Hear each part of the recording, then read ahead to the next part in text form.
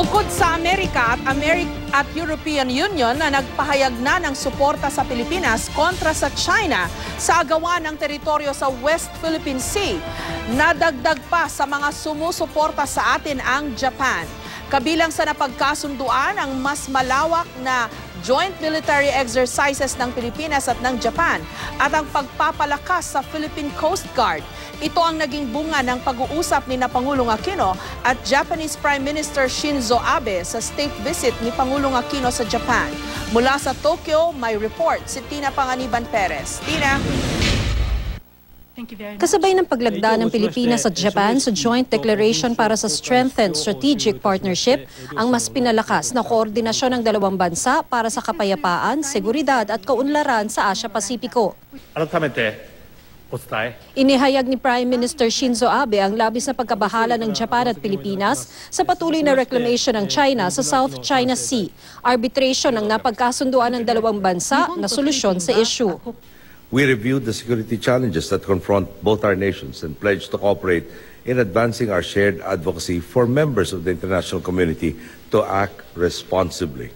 We believe this can be done through finding just and peaceful solutions to our territorial disputes and maritime concerns by upholding the rule of law, towards creating a secure and stable environment that serves as the bedrock of our collective progress. Nakasaad sa pinirmahan nilang joint declaration ang pagpapaigting ng security dialogues, pagkakaroon ng kasunduan para sa paglipat ng defense equipment at technology, pagpapalawak ng bilateral at multilateral training at exercises para mapalakas ang militar ng dalawang bansa, at patuloy na pagtutulungan sa pagtugon tuwing may kalamidad.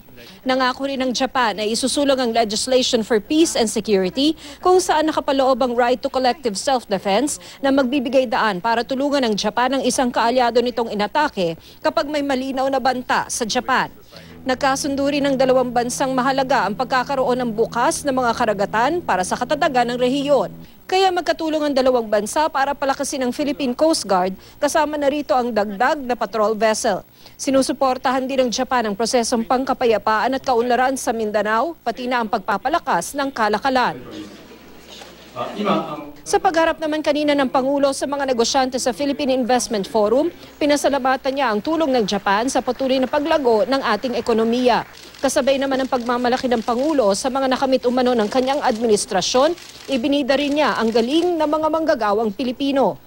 We continue to believe that the most important sector, the most important resource we can invest in is the Filipino people. My countrymen are the reason for our continued success.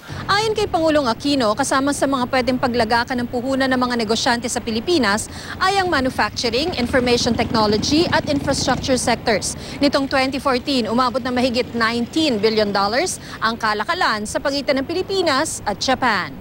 1,000 ang dumalo sa Investment Forum kanina at may investment mission pa na ipadadala sa Pilipinas ngayong taon.